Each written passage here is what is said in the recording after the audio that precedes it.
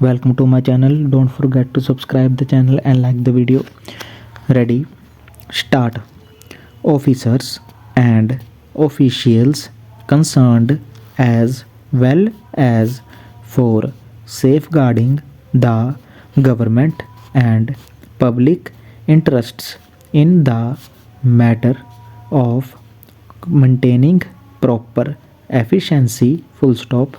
Rule 8 of the Punjab Civil Service Rules, volume 1, clearly lays down that when a gazetted officer resumes duty after sick leave more than 3 months, he should produce a medical certificate of fitness from a medical board, and in case the leave is less than 3 months, such certificate should be from a civil surgeon, full stop.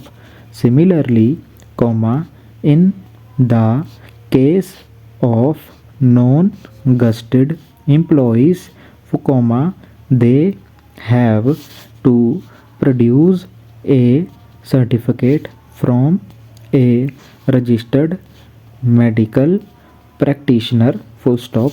The appointing authorities are also competent to require a government employees, under Rule 3 of the Punjab CSR, volume 1 to appear before a medical board for medical examination whenever the appointing authority has or reason to believe that the government employee is not physically fit to carry out his duties satisfactorily, full stop.